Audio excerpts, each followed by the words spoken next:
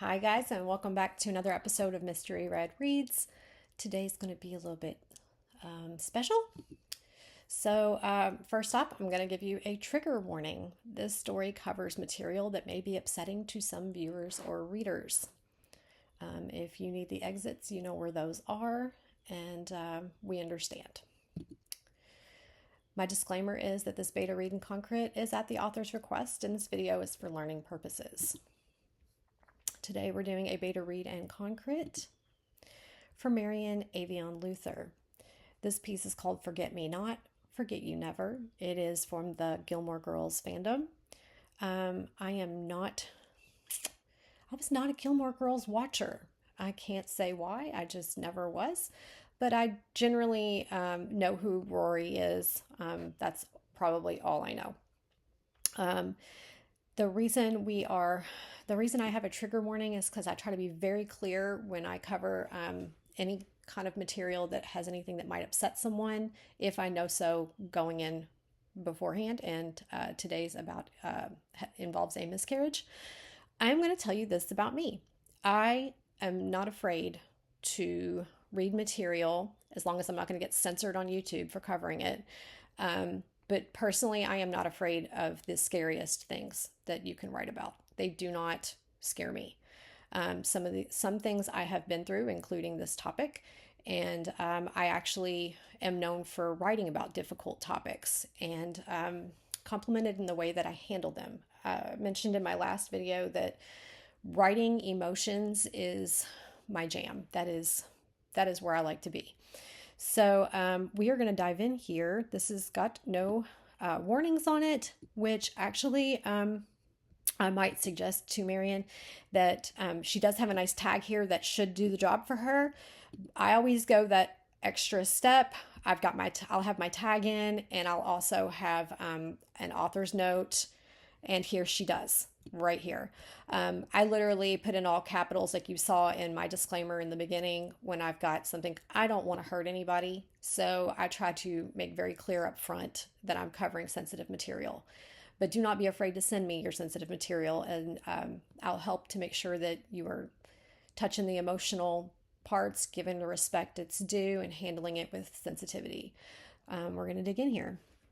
We've got I have done another piece for MarionAveoneLuther. In case you're wondering, I will look at more than one piece by an author. If you've already had a turn, what I do is I just fit you into my queue in between other authors, prioritizing new authors, but I will get you in there. So don't hesitate to request a read. Author's note here, she has a short story one-shot about Rory and Jess struggling to accept the loss of their unborn child. She does have trigger warning right here saying miscarriage. We probably want to check the spelling on that. And then my recommendation would be put it in all caps and write it out. Trigger warning, and I would move it right over here to the front. Sometimes just seeing that word upsets people. So author's note, hello to everyone who might stumble onto this. To those of you who have read my other works, this is very, very different. I'm going to say I know it is all the way already because the last piece I read from her was cute and funny and adorable, to be honest. Let's see. This is more of a personal experience, a loss that I'm going through for a few months now, my personal projection of my miscarriage. I've never had the urge to process something personal like this through writing a story, but this little one shot flew out of me yesterday without even asking, and it helped a lot. So I guess I'm posting this partly to help my own self to further process my grief, and partly to help those of you out there who are going through something similar to have gone through something similar in the past, or have gone through something similar in the past. It's set in the Gilmore Girls fandom, not sure why, maybe because that show is my go-to feel-good show. I always watch it when things are tough, and these past few months, things have been more than tough. My trusted girls helped me through so much of it. On another level, I've always projected myself onto Rory ever since I first watched this as a young teen. So beware. The theme of this is miscarriage. If that's something that would trigger you, hit the back button. It doesn't include anything physically graphic. It only deals with the emotional aftermath and thoughts in the first few hours after it happened. Huge thank you to the amazing Rena who volunteered to beta and polish this for me. Feedback is very welcome. Just remember to be kind. Ooh, I'm going to take a minute. I had to take a few minutes. Actually, it took me a couple days. I knew immediately that I wanted to read this piece, but I had to get myself mentally prepared to work on it. I think that in the author's note, she mentions exactly the point of why we write these pieces. It's to help cope with our grief. So I've definitely written pieces like this. In fact, my original fiction that is a work in progress, it's actually a finished draft that's in revision stages. It covers some very dark material and some very rough things that I processed by working them into the form of a story, and it definitely helped me to heal. So these pieces are important and they deserve our attention. I'm going to take just a breath here and then we're going to get started. Let's see. Okay. Forget me not, forget you never. The engine of the carelessly parked Volvo had barely ceased its rambling when its driver shot out of the car and ran toward the house's front door. He fought with the numerous keys that hung from his chain as he desperately tried to find the correct one with his trembling hands. Once he did, he shoved it violently into the lock and opened the door, entering the house. I'm going to go ahead and pause. Our second sentence is really long. Our first one is long as well. We've got intensity, we've got action. So let's see.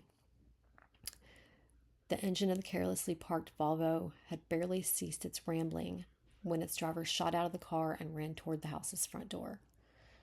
I wonder if I like carelessly parked because in this situation we're showing a hurry here, so I actually like this adverb in this situation. The engine of the carelessly parked Volvo had barely ceased its rambling when its driver shot out of the car, racing toward the houses. And I would maybe instead of house, okay, because if it's a front door, we kind of that kind of implies house in the reader brain. So we could make this active and that might make it a little bit shorter. So let's just taste it and see if we like it. The engine of the carelessly parked Volvo had barely ceased its rambling when its driver shot out of the car, racing towards the house or racing towards the front door. Your choice. He fought with the numerous keys that hung from his chain as he desperately tried to find the correct one with his trembling hands. I might say omit his and say trembling fingers. I like the fumbling action here. Let's see. He fought with the numerous keys that hung from his chain. And we could eliminate some of these words, making this more active, doing a comma here and saying desperately trying to find the correct one with trembling fingers. Maybe if you like it. Keep hands. Those are interchangeable. No big deal there. I'm just suggesting to make it active, and that will cut out a couple of these little bitty extra words here and there. Once he did, he shoved it violently into the lock and opened the door, entering the house. Okay. I don't know if we have to say that he's entering the house. We know that he's trying to get in, so we know he's going to go in. So I wonder what it's like if we don't say that. Let's see. Once he did, he shoved it violently into the lock and opened the door. Maybe not. I don't know. It might be fine with just the way it is. When/if you change the first two with the little alterations I suggested, I would try it all together, keeping in mind that if you are not thrilled, you still have that option. Those are just suggestions. We're in a good action here. Okay. It was still a house, mostly empty. They had just moved in. The unfilled spaces holding numerous unpacked boxes said little of its occupants, but the air held a trembling heaviness. It echoed with sobs that spilled down the bare wooden stairs and out into the hall. It was the first thing that had made him pause for even a second since receiving the phone call. The phone call that he knew would haunt him for the rest of his life. His mind involuntarily replayed her words. Jess, come home. I lost her. We lost her. He drew in a shaky breath before jogging up the stairs, 2 at a time, his feet moving to the third room on the right side of the corridor, without command or direction, following the crying. It all happened so fast. Please come home. Just come home. He pushed at the door, and the sight in front of him made his stomach churn. She was just sitting there on the wooden floor, alone, head bowed and shoulders heaving, hair shielding her face.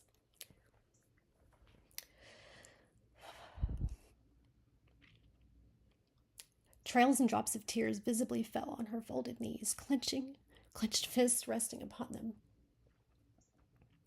She lifted her head to look at him, her pale face flushed from crying. The white of her eyes was so red, it made the usually sparkling blue irises seem dim and faded. One minute I was lying down, and then there was this pain, this intense pain that wouldn't go away, and then there was blood, so much blood. Please, just come home. Rory, he managed before his own eyes welled up. His voice broke. She was supposed to come in July. She was supposed to be our summer baby. Her voice was broken, choked by the tears that hung between them. Jess walked slowly into the room and dropped to his knees beside her, his right arm draping across her shaking shoulders and tugging her close to him. I know. We would put her to sleep with the Beatles songs and dance around with XTC and the Offspring. Jess pressed a kiss to her temple as his own tears started trailing down his cheeks. Jess pressed a kiss to her temple as his own tears. I would take out the started and just say trailed down his cheeks, making it active. I know. And then she'd grow up to be a troubled teen that gives us hell because that's karma. And she'd listen to Metallica and Iron Maiden with you. And when she'd nurse heartbreaks, she'd listen to Bjork with me, and we'd eat all the junk food in the world and devil egg the car of whoever hurt her. Rory kept ranting through her tears. And we'd read her Alice in Wonderland and The Little Prince and The Adventures of Huckleberry Finn and so many more. And we'd watch all the lame movies and all the great ones and all the TV junk we could take in between brooding reading marathons. I know. And we'd take her to Luke's for pancakes every Sunday morning, and she'd chat with Mom, would fill her head with ideas of all the dreadful things she could do, and I never did when I was her age.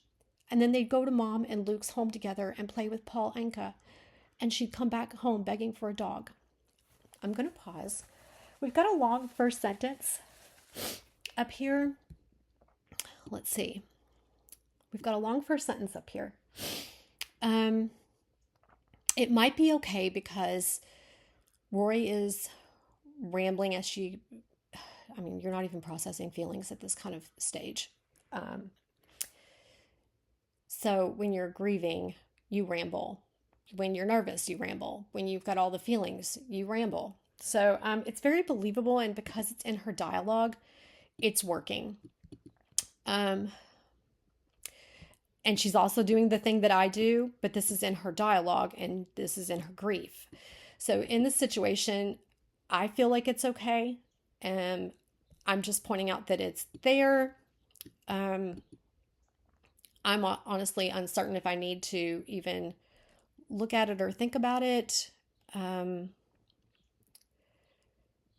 Let's see. Let me try to read it objectively because I'm very caught up in the story very clearly. And we'd take her to Luke's for pancakes every Sunday morning, and she'd chat with my mom, who would fill her head with ideas of all the dreadful things she could do, and I never did when I was her age. And then they'd go to Mom and Luke's home together and play with Paul Anka, and she'd come back home begging for a dog. I think I would take out the home here and just say come back begging for a dog, because we've got home here. And I'd keep the rambling. I think we'll just suggest we keep the rambling, and we're going to keep going. Jess's silent tears dripped into her hair as his finger caressed her forearm. And we'd take her to your dad's every now and then to swim at the beach and play in the sand with Shasha's 20 dogs. The sobs kept shaking her body as she cried brokenly.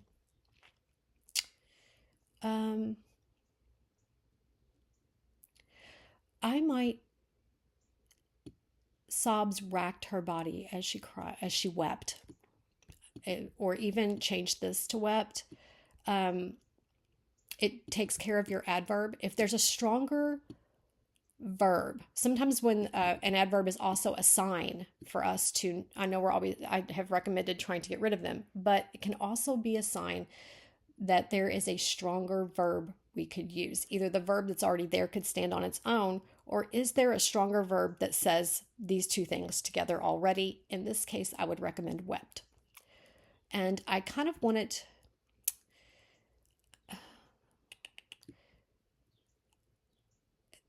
This is such an intense scene that We want to keep it very tight, trimmed, I guess. So I kind of suggest sobs racked her body as she wept. That's kind of my suggestion for there. Yeah, we're just gonna keep going. Her fists unclenched and she raised the small garment she'd been holding on to. This might be one word, that version of onto. Onto. I'm not going to linger on that too much or it's going to sound strange to me. A tiny romper in a faded red with Bananarama's deep sea swimming album cover printed on its front. And when she'd be born, we'd take her home in this, which was my first romper, the very first thing my mom ever made. We saved it for her. Jess's own shoulders were shaking by now, and he closed his eyes tightly. And she's gone. You've got a little bitty gap right there. And she's gone, Rory wailed. Another one over here. After the stomach-churning cry ended, her mouth remained gaping open, but no sound came out.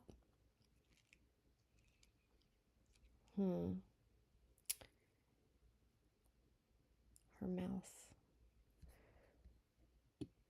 Right there. Her mouth.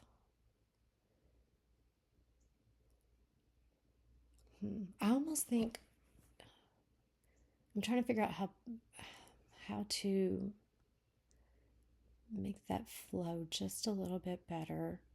After the stomach-turning cry ended, her mouth, I don't want to say hung open because that just sounds so,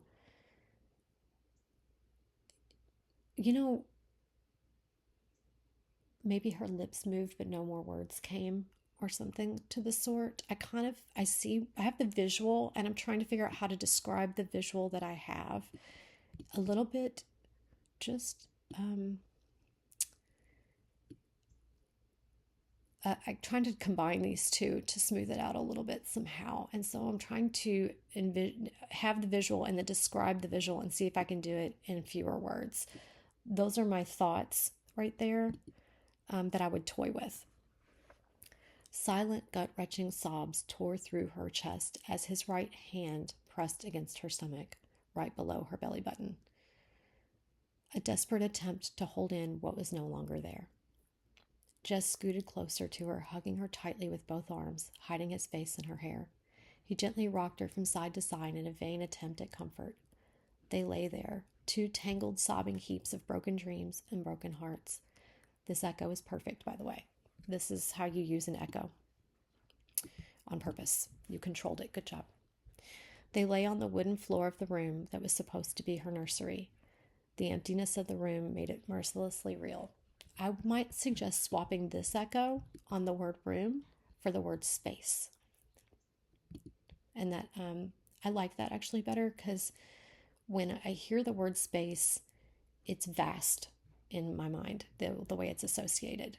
And she is feeling an emptiness inside her, just like the one that's in that space that she's in. So I kind of like that word here. That would be my little suggestion. She was gone. Just like that. She's gone, Rory managed, in a voice that sounded like it belonged to someone else. I know, baby. I know. We just heard her heartbeat, Rory whispered. Everything was supposed to go great. Jess pressed a kiss to her head, gathering her even tighter in his arms. It'll be okay, I promise. It'll be okay in the end. His voice was barely more than a whisper. They lay there, two heaps of broken hearts, shattered and breathless. I don't dislike this, except that you're going to lose the punch on broken hearts because you've got an echo. And I want more for you in this piece. I want you to have it perfect because you deserve that.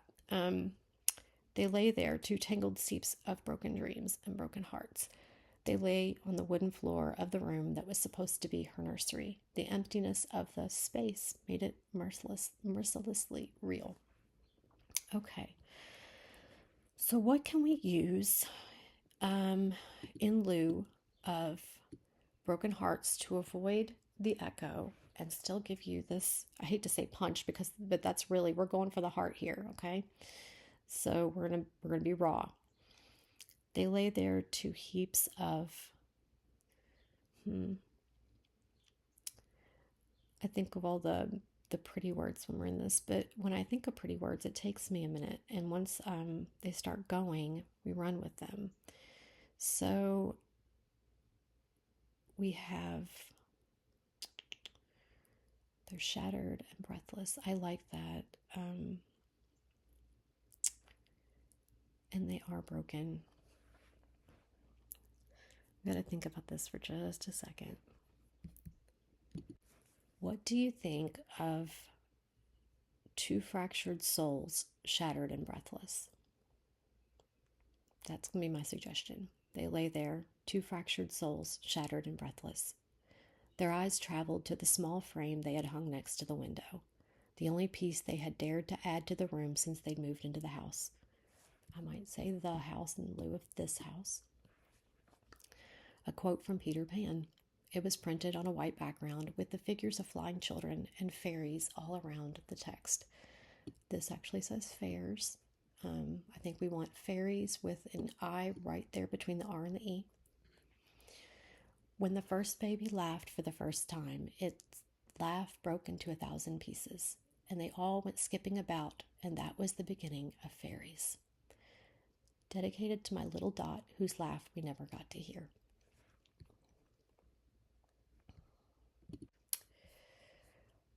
To my dear author, MarionAveoneLuther, there is very little to change in this, and it is absolutely precious. And daggone near perfect. I've got all the feels, and you deserve all the kudos. Thank you for trusting me with your words and sharing this beautiful story with us. May it bring you peace. And until next time, I'll see you guys next time on Mystery Red Reads.